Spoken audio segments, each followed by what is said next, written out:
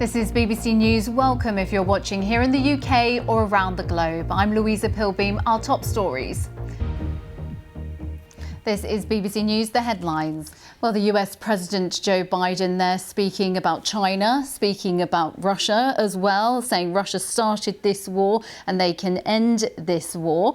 As you mentioned, that Bakhmut has become a bit of a distraction. Let's speak now to our diplomatic correspondent, James Landell in Kyiv. James, thank you for joining us. What is the situation in Bakhmut? Well, as we've heard, it's pretty confusing. Louisa Pilbeam is at Sandringham for us now. Louisa.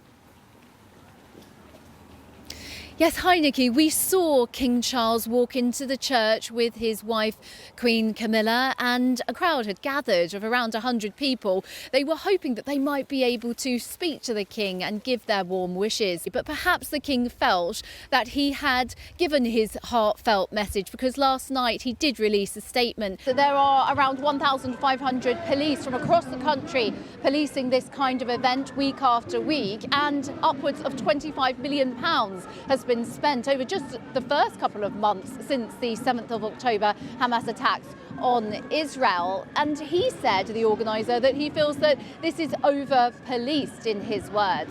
What are we hearing from the UK's Prime Minister Rishi Sunak? Well, we've had a statement from the British Prime Minister Rishi Sunak in the last half an hour or so. So I think the best thing to do is if I take you through that statement. He has said that the Royal Air Force has launched targeted attacks against military facilities used by Houthi rebels in Yemen. Now, he has confirmed this, saying that the UK will always stand up for freedom of navigation and the free flow of trade. The Prime Minister in conversation with the world's richest man, Elon Musk. Can you tell us about that? Yeah, a very chatty conversation from the UK Prime Minister Rishi Sunak, sitting down and speaking to Elon Musk, who is, of course, the CEO of X, formerly known as Twitter, leading the world, really, in terms of social media. And we can speak to Louisa now in Wimbledon. Morning to you, Louisa. I know you're close to where many of those tributes are being laid.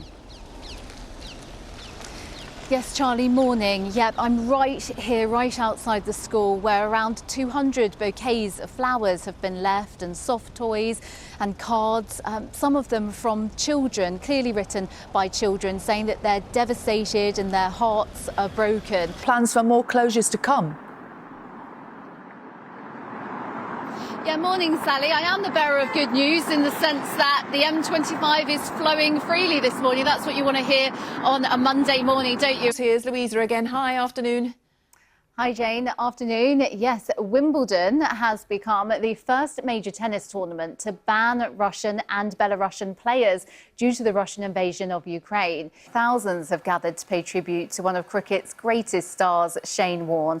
The record-breaking leg spinner died 3 weeks ago at the age of just 52. Well, Regina, I have to say that there are hundreds of people still here and hundreds of people in fine voice. And if I just come round here, what did you think of England's performance then? Well, they were absolutely fantastic. Roman Abramovich was dramatically sanctioned by the UK government. Now, Newcastle, though, have their own controversial owners, of course, largely owned by the Saudi Arabian government, a nation that has a poor human rights record.